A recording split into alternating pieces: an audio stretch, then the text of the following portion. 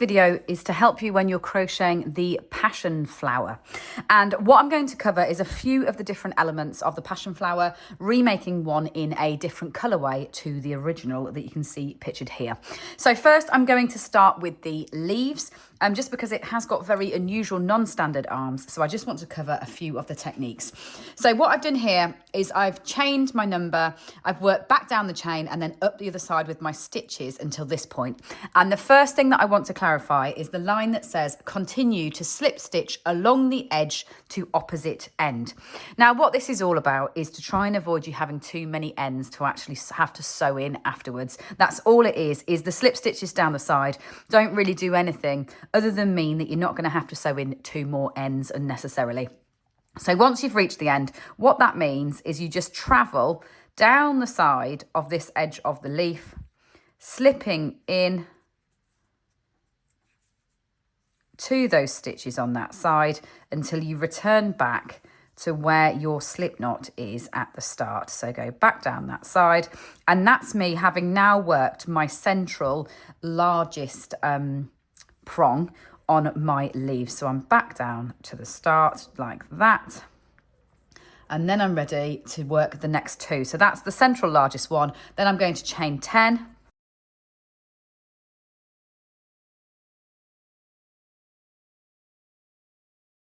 and then just like before, to avoid having to end up with lots of ends, we're just going to slip stitch back down the other side of that leaf. Now it can be a bit tight, that first one, because it is obviously a slip stitch. Then what we're going to do is slip stitch into the bottom of this one and then do the same thing over on the other side. So you've got your central leaf. Now we're going to do, we've done one on that side, we're going to do one on the other side.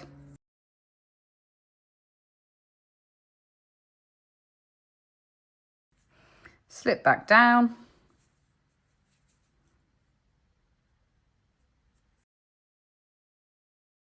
And then when you've got this, you're at this stage, so what you need to do is just lay out your largest one. You've got your two that go either side, and when you just put that last slip stitch in, so you'll do the last one on the leaf, and then when you put your final slip stitch in, just slip stitch into the base of that first one again, just to hold that leaf in position, like that, and then break your yarn. So what you've got is the large one with two smaller ones either side, and it really is just to avoid you having to put in lots of ends. That's why we're slipping back down to this central point each time, because it means that you're only ending up with two like that. Now we're going to add on these bottom ones. So in between the two fronds, slip in.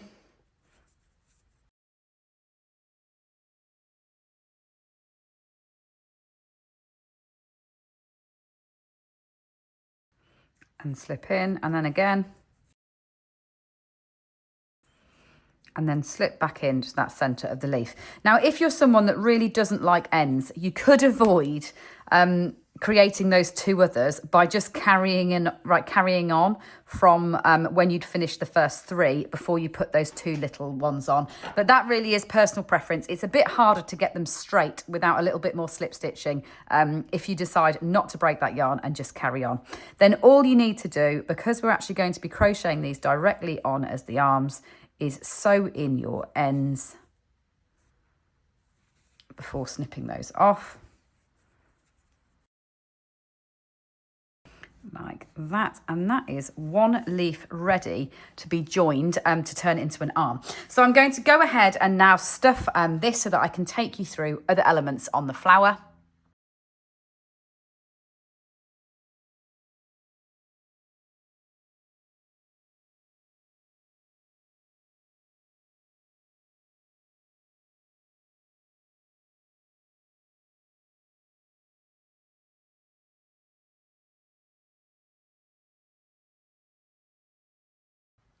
So sew the legs into place in the usual position, so totally standard legs, by sewing across the top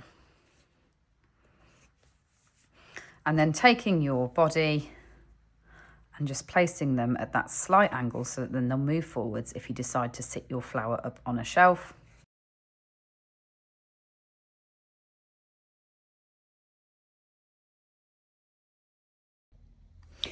So with your 2 leaves made and your body and head sewn up, we're now going to do the arms and pop everything into position. So tie a slip knot to create your stem. And you could do this directly on if you wanted to, rather than sew it on afterwards. But I think you'll probably find it easier if it's not attached to the main body at this stage. So chain 12, 2, 3, 4, 5, 6, 7, 8, 9, 10, 11 and 12. And then what you're going to do is slip stitch into 1 leaf. And what that means is just slip stitch in between the 2 smaller bits like that. So that's attached on. And then after you've attached your first leaf on, you're then going to slip 6 back down that chain. So you're going to go halfway back down that chain. 1, 2, 3, 4, 5 and 6. Then you're going to chain 24.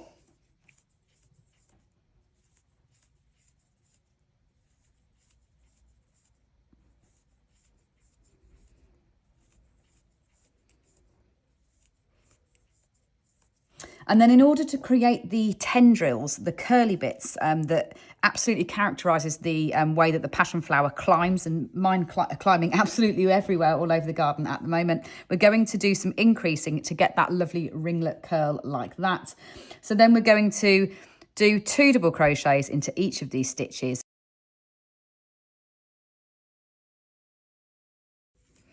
So we've done all that increasing, so we've got that lovely boingy tendril that sits on the bottom of the arm like that. And then we are going to double crochet 6 back down the chain.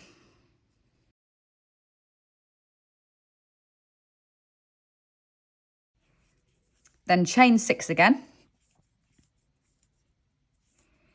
And attach on your second leaf. So this is the stage where you're going to now attach on that second leaf, exactly as we did the first time, by going in and slip stitching in between the 2 smallest fronds that you added on at the end, like that. Then slip 6 back down that chain.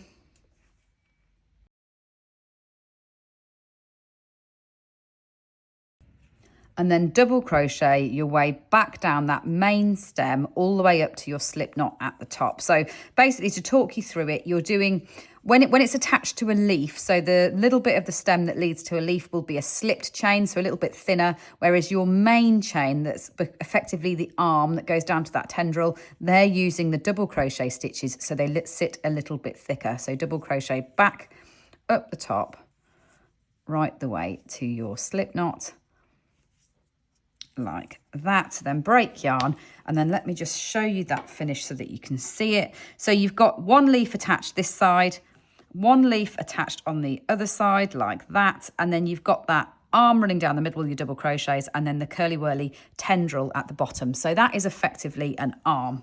But what we're going to do is sew that into place, and then I'm going to add what is called a shoulder leaf. Now this is just, if you actually ever look at one of these real plants, they've got these very small leaves everywhere that a stem actually then breaks off. So I didn't want to miss that detail out. So I'll just show you how to do that bit next.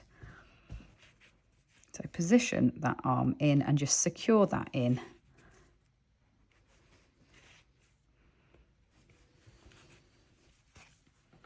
And then above it, using your green yarn, or your foliage yarn if you have decided to change your colours, slip stitch into the colour change line, so the line between the green and the lime. And you're just going to quite simply treble 3 into the same stitch twice. So yarn around your hook and treble 3 around that same stitch.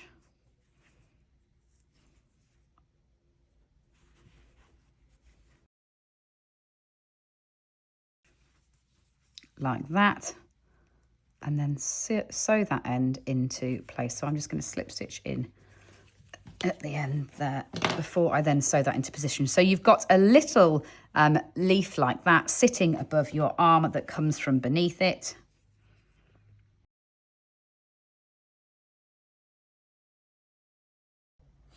So it's now time to work the details onto the face panel. Now you can attach the petals onto the face panel before you do this if you wish to, but I'll just cover that off at the end. So first we're going to build the anther, which is the tower that comes off the front of the face panel like this. So it's the lime tower that goes into the center. So what we're going to do is slip stitch 12 stitches around the central face panel. So first we're going to slip stitch around almost like a base that we'll then crochet onto. So slip stitch as stated in your pattern at the correct place, and then slip stitch around the posts in between those rounds.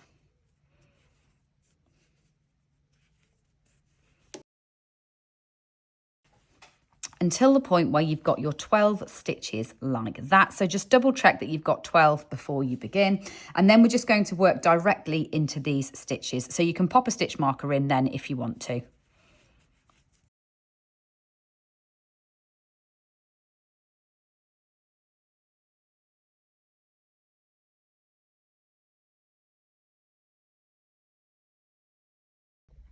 So next, to create the center of this, what we're going to do is create 5 of these attached to the central column. And it's important, if you do want to research the symbolism of the passion flower, the numbers do make a real difference in terms of this flower. So I've been true to getting the right number for everything. So we're looking to make 5 in the center here. So what you're going to do, once you've reached that point, you chain, then you miss a stitch and you half treble 3 back down that chain. So yarn round, miss a stitch, and then go in 1, 2, and 3. Then chain 5. And again, miss a stitch and half treble 1, 2, and 3. Then slip stitch 2 off that initial chain that we did. So in and slip 1 and 2, and that's created that little shape that then comes out from the stem. So one thing that came up when making this was about right sides or wrong sides, and my big message is you do not need to worry about the right side or the wrong side. If you continue to slip in the direction that we're working in into that next stitch along, these will be facing the wrong side, and you can then, when you slip the yellow colour on the outside, the right sides of those slip stitches will face forward. If you want it to be right side facing, all you would need to do is slip in the opposite direction like that. So slip going the way that the opposite to the way that feels natural. I'll show you what I mean. So that is right side facing by slipping across and into the inside of that, rather than naturally you would be going in here and slipping into the next stitch for it to be wrong side facing. It really doesn't matter at all between right side and wrong side, but if you want to go right side facing, then go in that side. I'm going to go wrong side facing. So repeat.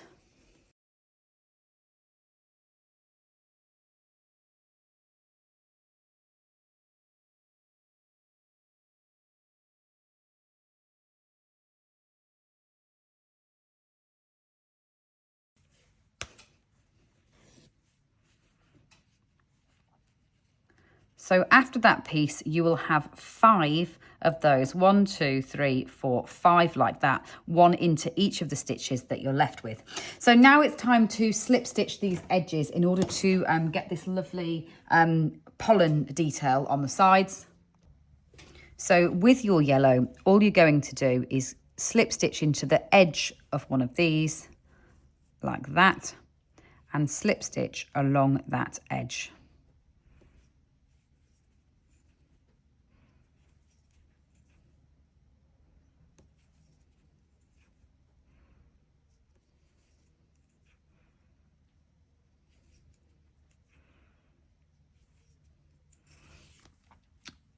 like that. And all I want to show you then is actually probably one of the most fiddly things is ever sewing an end in like this, where we've obviously got two ends in a very short bit. Now, what I would always advise when you've got a single-sided fabric and a contrasting colour is to sew in and right along those stitches until you get to the other side to actually then secure it in. So sew right the way along that line like that with that end. And I've left mine a little short on that side, but I'm going to try anyway with the back of my needle,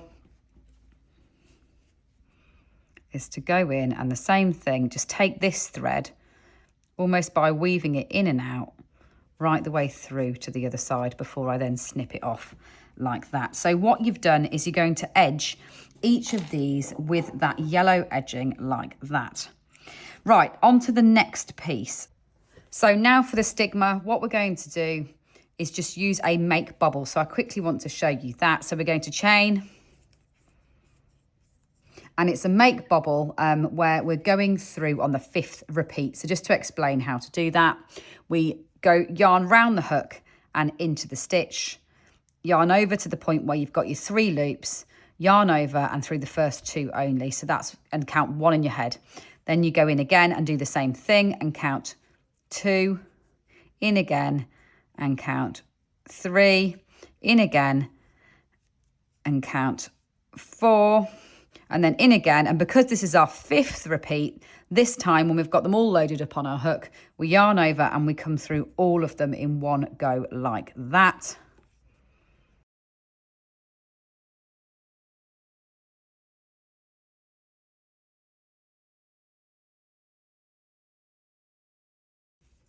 Like that.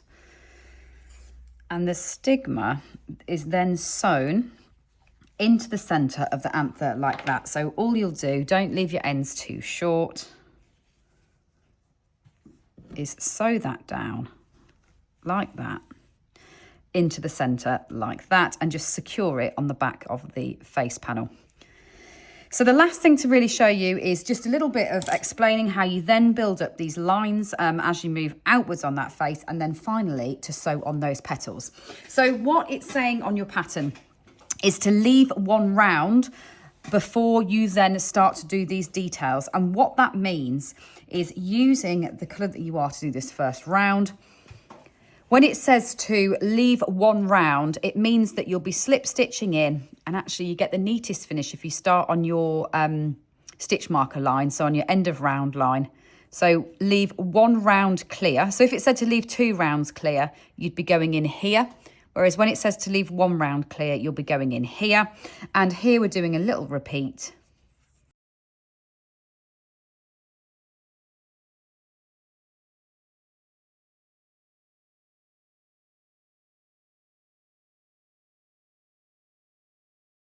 And all you do is continue to work outwards following those same techniques. So on the next one, it's going to say to leave 2 rounds before you do that.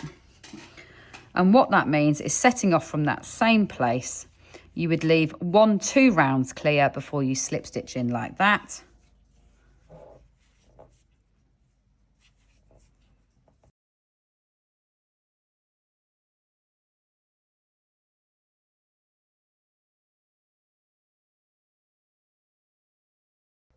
So with the next round, you're going to need to make sure that you've got right side facing inwards. So all you need to do in this instance is you leave your 1 round again, and then you're going to be doing your next one.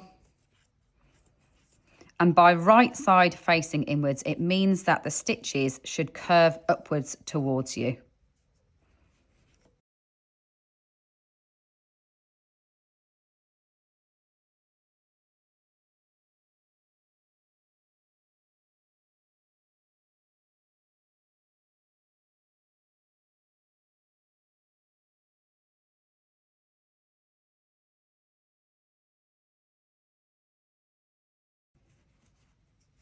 And just to show you, when you come to the end of doing these, whether you're going one way or the other way around the spiral, you will have a slight jump. So just to tidy that up, all that you need to do is slip into that first stitch like that to make that as neat as possible. If you don't slip it like that, you can always do it with your sewing up ends at the end. So you will have a slight jump that you just need to tidy up. I almost stopped myself there looking at how stunning this looks. I absolutely love it in this colour. So 2 final things to show you, the last round and then adding on the petals at the end. And I've gone ahead and just taken a break to pop all of those extra slip stitches on, so you'll actually see the finished effect when I've completed as well. So we just did the last round with the right side facing. We're now going to go wrong side facing, so you miss another round, and then we're going to go right the way around the edge like this. So these ones curve inwards, whereas our final larger ones will curve outwards.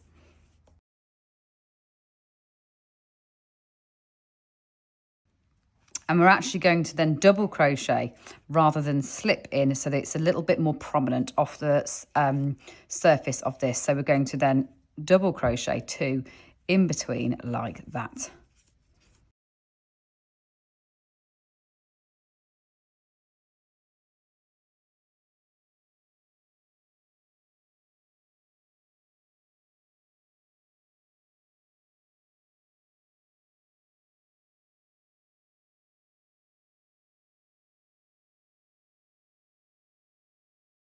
So before I finish that off, where it's going to be harder for me to actually show you attaching the petals, I'm just going to show you the technique for then attaching your petals onto the face panel. Whether you're doing that at the end like I have done here, or whether you want to do that before you actually then work all the rest of the detail, you can do it either way.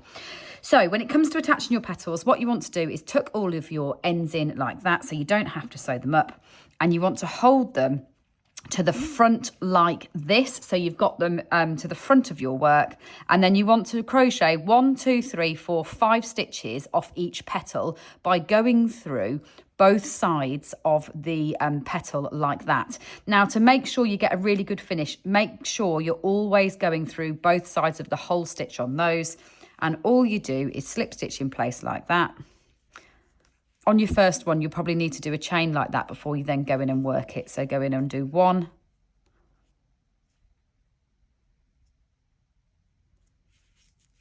2, 3,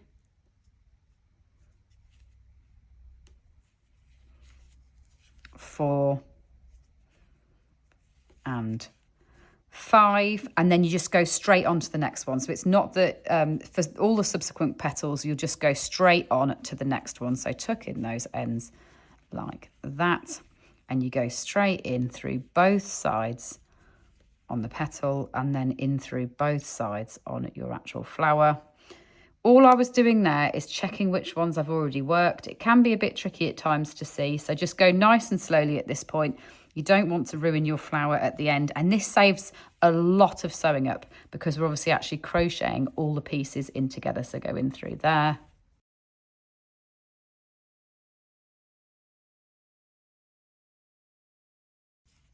And 5. And what you'll get then is a really lovely neat join between the panel face and the petals. So you just take your time. You've got to get all 10 on by taking 5 off each as you go around the edge of this pattern, and enjoy putting them in place. So that's probably the last thing that I'm going to show you, because all you will then do is sew that into position on the front of your body and head that you'll have already prepared. And if you've decided that yours will have eyes because they are characters rather than just being a feature of the flower, then you just sew those eyes on separately at the end, and I've chosen to place them just beneath. Now, I know a few people have suggested that this flower, it could even wear it as a hat if you wanted to. So obviously I've intended it to be a face panel, but you could sew it onto the top of the head if you wanted to, and then hide your eyes just beneath. So I'm just going to carry on putting them all these into place so that you will see the final effect of putting this together. I hope you really enjoy making the passion flower. I love these flowers and I love this pattern, and it's one that I think when you're making it, you'll probably want to be thinking about other colours that it would look great in. It would obviously work really well through all the purple spectrum. I've seen them in sage, I've seen them in primroses, I've seen violet ones. I don't own any of those ones, but I know that in the same way as I enjoy crocheting in these different colours, I'm probably now going to be keeping my eye out forevermore, looking for these passion flowers in all the different varieties.